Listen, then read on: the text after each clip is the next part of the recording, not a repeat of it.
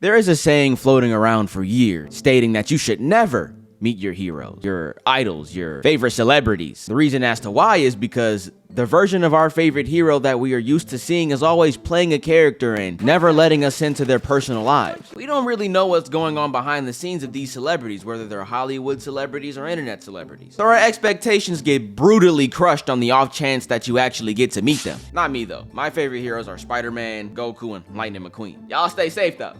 Lightning McQueen did what? Guys, this time in my case, it happened to be the same. Now we all know that CoryxKenshin is my favorite YouTuber of all time, but it's time that I let you guys know that he was the nicest dude I have ever met.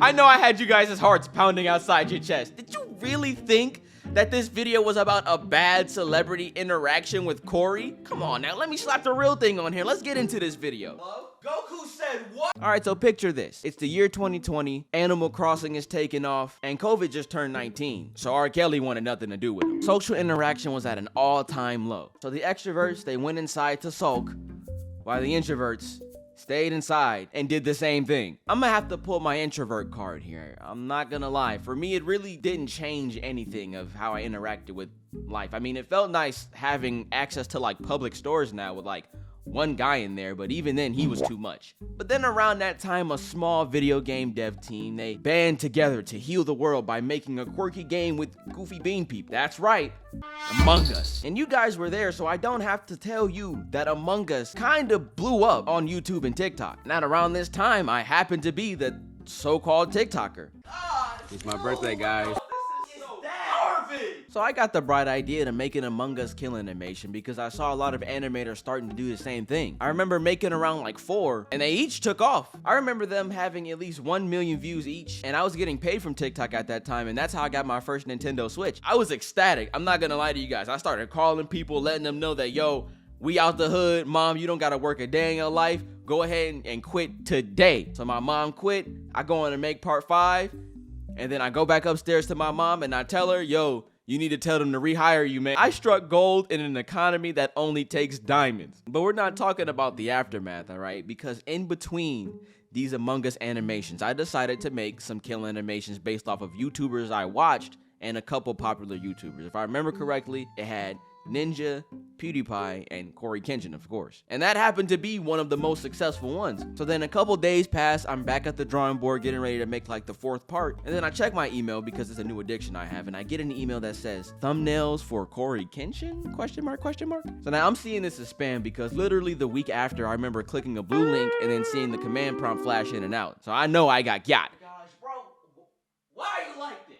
I open the link and the email says something along the lines of Among Us thumbnail artist for CoryxKenshin. What question marks again? I'm doing my research. I'm checking over the email a couple times and I am positive that this is Cory because that's not the only thing he said. In the other half of the text when he was complimenting my videos, it went something along the lines of, yo, I saw your animation on TikTok, da-da-da-da.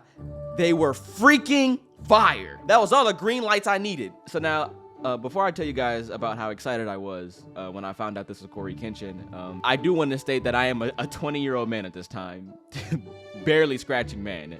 And nowadays, I will never ever get this hyped over meeting anyone famous or that I watch on YouTube now. But back then, my body must have had like a switch gyro in there or something, because I just remember sitting in my chair and it's going up and down and up, and this is crazy. So now I'm just darting upstairs. I'm telling my siblings, telling my friends, I'm telling my mom, telling my stepdad, I'm telling my dead grandma. Everyone needs to know how big of an occasion this really is for me. I go back downstairs, guys. I was so excited that when I was responding to CoryxKenshin, I typed yes, and then I threw my phone like I was confessing to my crush. Some time passes and we end up talking to each other on Discord, and I cannot believe that I am in a Discord call with someone I've been watching for my entire life. I stumbled upon one of his skits as a kid one day and just knew that something about him made me just stick to the screen. You know, I just didn't want to leave this area.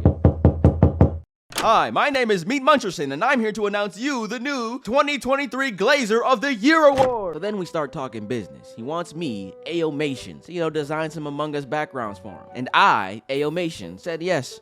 And I'm gonna be doing this for free, which is what I wanted to do. He insisted, though, that he pay me, which is true. So I lowballed myself at $100 because, to be honest, the money didn't matter to me. It was an honor in general to just be in this situation in the first place. Working on the first thumbnail, I finished it, I show him, and boom, he loved it. And I hope it's okay to show some of these texts. I just want to show you guys how much he really, he gassed me up, you know what I'm saying? I really thought I was doing this, you know? And I didn't know how long this was gonna last, but for me at that time, I wanted this to last forever.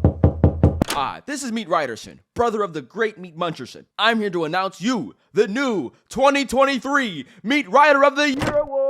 And after I finished making that first thumbnail, I just remember waiting in anticipation for this Among Us video, because I know that this was something that I also had a hand in making. I was so happy that I felt like nothing could get better than this. I did about 4 to 5 thumbnails for him, but in between that time span, it was a pretty gruesome, lengthy, long wait, because when Cory does what Cory does, you just gotta wrap it up. That isn't coming back. Oh, hey, he texted me. This would be the random patterns that I will go through for the rest of the thumbnail making that I was doing for him. You know, he'd keep doing the same thing, but, you know, he would flare it up. He would ask me about my videos, and even told me one time that he couldn't wait for my next animation. He told me that he couldn't wait for my next animations. Felt like Kanye when Michael Jackson told him he had a nice voice. Side note, Cory also did not use Discord like that. So during that time that he needed me, and even sometimes when he didn't, it was really cool that he tried his best to keep up with me. I only got to talk to him on a call once, but that was about it. 10 out of 10, would meet again. Feel good coming through the back end, don't it? But there is more to this story.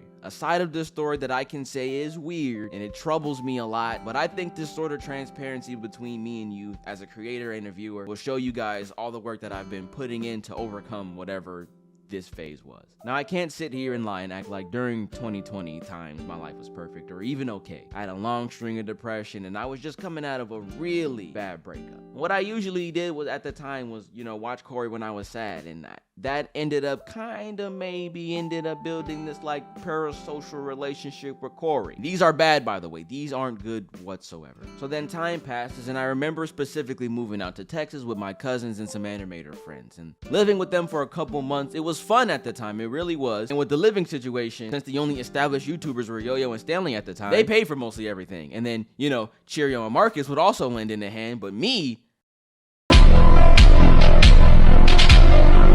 living there for free, sleeping on the couch with a setup next to a window with no dang cover over it. So people would just stare at me like it was a freaking petting zoo. Felt like a monkey in a cage. But you are a monkey in a cage. The build up after that was really negative, to be honest. I really wasn't having a cash G money time. And then the tipping point happened. My uncle died from COVID-19, and that's when I knew I needed to go back home. I'm leaving out some details, by the way. This video ain't supposed to be that sad and depressing and stuff like that. I'm almost done. So then I remember at a specific point in time, Cory checks up on me. This time without asking for a thumbnail, just to talk, you know, like a regular person. I do the worst thing any person could possibly do when talking to, you know, anyone in general, not just a celebrity. You sent the video you oiled up big booty twerking? Bro, what? I trauma dumped. No, you didn't.